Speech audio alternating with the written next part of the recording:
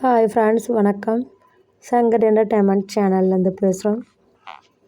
பார்த்திங்கன்னா, இப்போ நம்ம என்ன பார்க்க போகிறோம் அப்படின்னா, நம்ம வீட்டுக்கு முன்னாடி இருக்கிற மாமரத்தை தான் நம்ம பார்க்க போகிறோம்.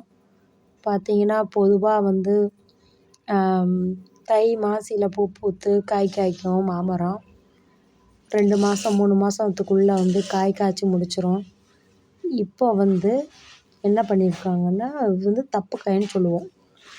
அதுதான் இப்போ வந்து காய்ச்சிக்கிட்டு இருக்கு.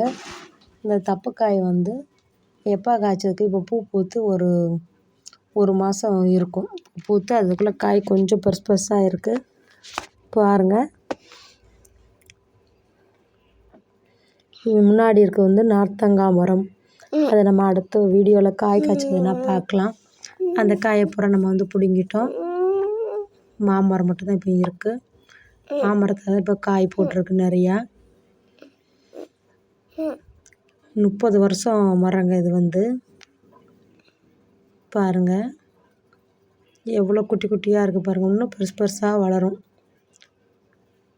நம்ம கீழேருந்து எடுத்துருக்கோம் வீடியோவை. எப்படி இருக்குதுன்னு பாருங்கள். நார்த்தங்காய் மரங்க ரொம்ப காய் காய்க்கும். இப்போ வந்து கொஞ்சம் தண்ணி நல்லா தான் ஊற்றிக்கிட்டு இருக்கோம். சத்து குறைவானதில்லை, காய் காய்க்கல. இது வந்து நெல்லிக்காய் மரம் நம்ம வீட்டுக்கு சைட்லேருந்து வருது. எவ்வளோ பூ பூத்துருக்கு பாருங்கள். உங்களுக்கு தெரியுதான்னு தெரில. அதில் காய் பார்த்திங்கன்னா, காய்ச்ச உடனே நான் ஒரு வீடியோ போடுறேன். ஒரு 5 கிலோ காய் காய்க்கும் நெல்லிக்காய் மரத்தில்.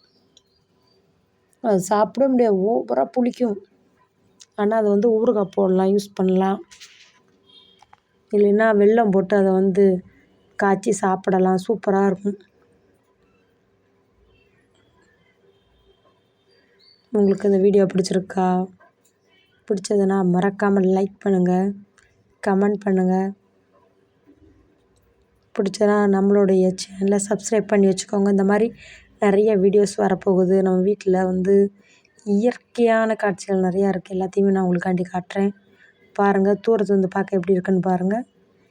மாமரம், பெரிய மாமரம் மாடிக்கு மேலேயே போயிடுச்சு. நாங்கள் வந்து பெரிய ஒரு துரட்டி கம்பு வச்சு அதை மாங்காய்லாம் பிடுங்குவோம். இப்போ சீசன் இல்லைங்கிறதுனால கொஞ்சம் கம்மியாக காய் காய்ச்சிருக்கு. எப்படி இருக்குன்னு பாருங்கள்.